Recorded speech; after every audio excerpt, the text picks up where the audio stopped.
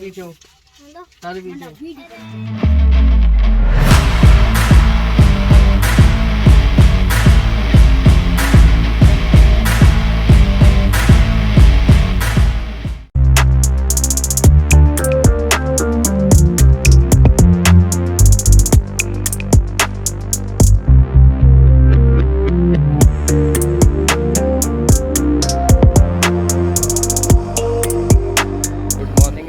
आज निकल गया हूँ मैं मेरे नए ट्रिप पे। सो आज किस लोकेशन पे जाऊँगा वो मैं सब आप लोगों को दिखाता जाऊँगा, बताता जाऊँगा। सो आज की जो लोकेशन है वो वहाँ पहुँच करके ही आप लोगों को दिखाऊँगा कि मैं किस लोकेशन पे जा रहा हूँ और कैसी लोकेशन है और क्या वहाँ की जो खासियत है वो वहाँ पहुँच करके ही आप लोगों को बताऊँगा। सो ब्रेकफास्ट करने आज फैमिली ट्रिप पे हूँ, तो अभी यहाँ ब्रेकफास्ट करने रुका हूँ मकराना राज होटल पे। यहाँ ब्रेकफास्ट करके फिर आगे जिस लोकेशन पे जा रहा हूँ वो दिखाऊंगा। सो ये कल ओके होकर के ही आई है महिंद्रा। तो अब यहाँ पे ब्रेकफास्ट करके और फिर आप लोगों से आगे जिस लोकेशन पे जा रहा हूँ उस लोकेशन पे मिलता हूँ।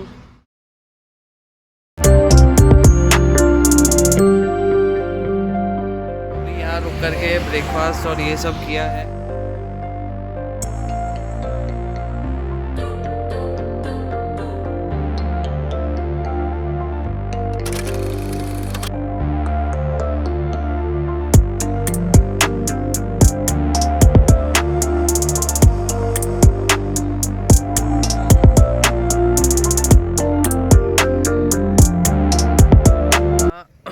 सो अभी यहाँ रुका हूँ थोड़ी सी देर, 2-4 मिनट का हॉल्ट लिया थोड़ी बॉडी को सीधा करने के लिए, थोड़ी सी देर रुका था। सो यहाँ से अब आगे जाऊँगा और वो दिखाऊँगा आपको जिस लोकेशन पे मैं जा रहा हूँ वो दिखाऊँगा आप लोगों को।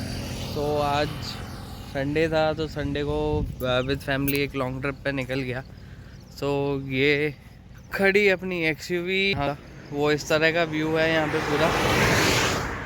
ये जयपुर के लिए वो आगे जिस लोकेशन पे जाने के लिए आज निकला हूँ उस लोकेशन पे पहुँचूँगा, फिर उसके बाद जयपुर निकलूँगा और अभी आगे लंच करने रुकूँगा। तो लंच करूँगा जब आप लोगों को बता दूँगा, दिखा दूँगा। और ये हाईवे पहले के मुकाबले अगर मैं बात बिल्कुल क्लियर मिट्टी रहा करती थी, पेड़ पौधे नहीं हुआ करते थे, लेकिन अब पेड़ पौधे बहुत हो गए हैं ये लॉकडाउन के बाद से। क्योंकि मैं लॉकडाउन के बाद पहली बार इस रूट पे आया हूँ, उससे पहले तो कई साल में एक बार मेरा चक्कर रूट लगता ही लगता था। सो पहले टीले से ही दिखते थे, तो बहुत ज़्यादा चेंज आ गया है। सो अब जहाँ जा रहा हूँ उस लोकेशन पे दिखाता हूँ, उस लोकेशन के बारे में आप लोगों को बताता हूँ। तो वो जो लोकेशन जिस लोकेशन पे आज मैं जा रहा हूँ वो बहुत यूनिक है, बहुत फेमस लोकेशन है। सो अब यहाँ से निकल रहा हूँ, आगे लंच करने रुकूँगा। जब आप लोगों से मिलूँगा आप लोगों को दिखाऊँगा लंच में क्या चलेगा आज। सो अब आप लोगों से आगे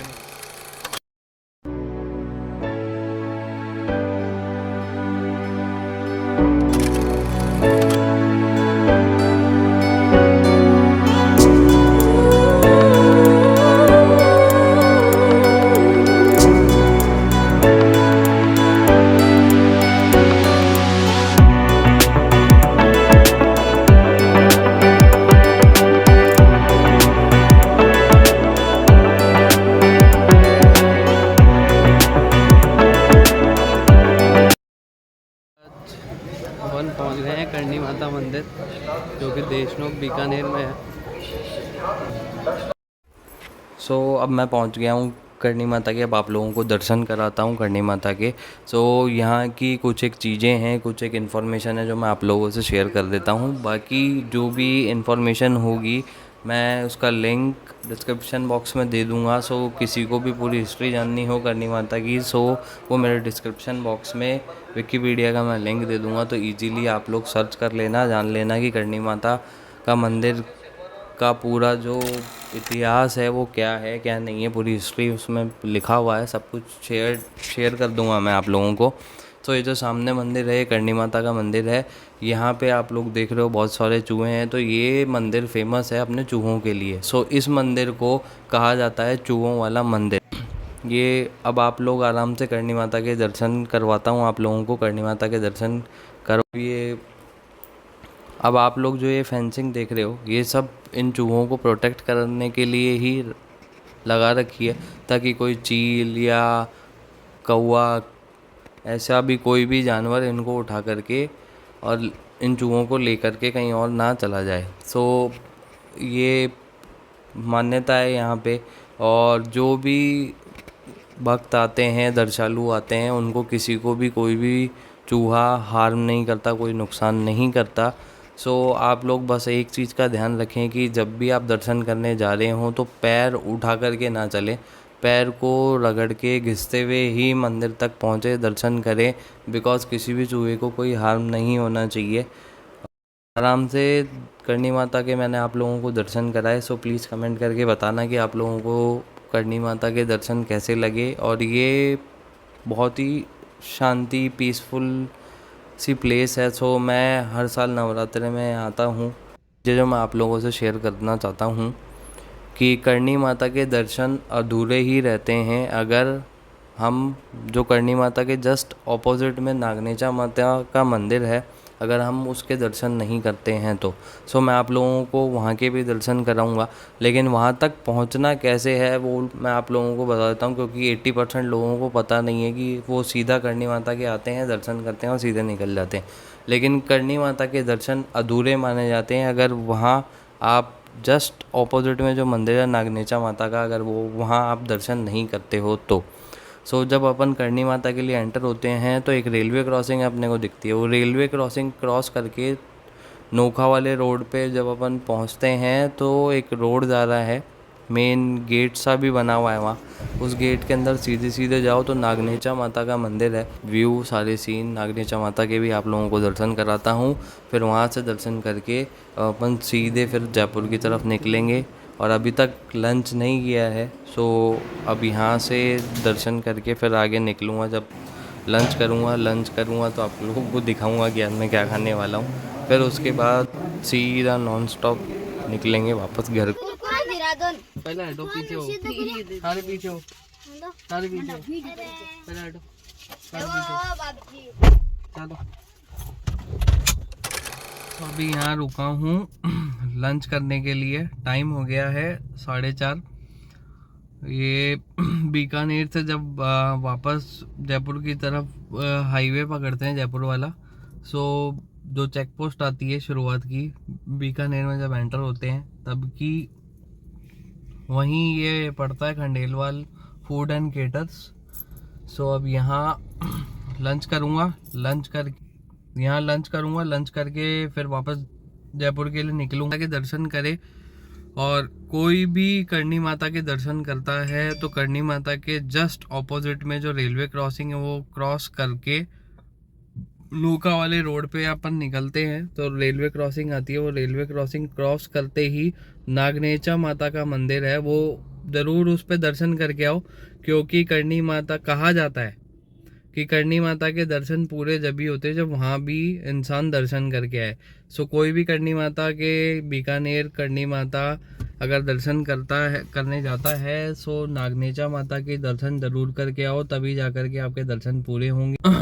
अच्छे से दर्शन करके अब लंच करने जा रहा हूँ तो लंच करके फिर यहाँ से निकलूँगा। सो लंच में क्या लूँगा क्या नहीं लूँगा वो आप लोगों को दिखाता हूँ। सो अब लंच करके और फिर वापस निकलते हैं जयपुर के लिए।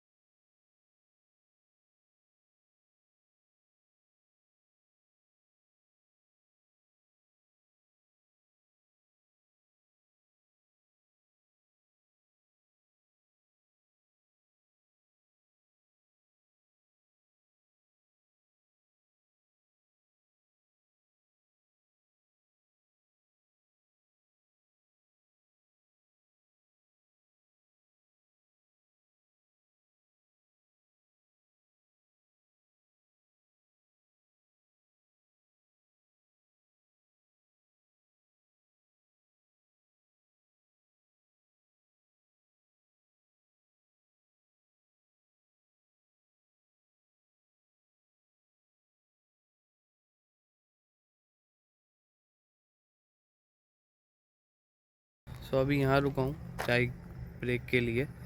जगह का नाम है Shri Siddhi Vinayak hotel and restaurant, जो कि रतनगढ़ से 20-30 किलोमीटर पहले ही पड़ता है।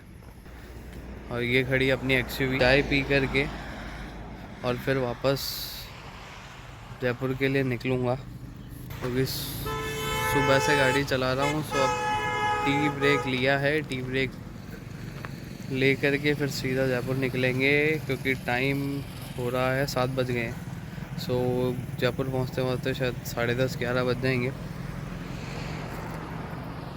सब चाय पी करके निकलता हूँ और फिर बताता हूँ आप लोगों को कि मैं जयपुर कितने बजे पहुँचूँगा।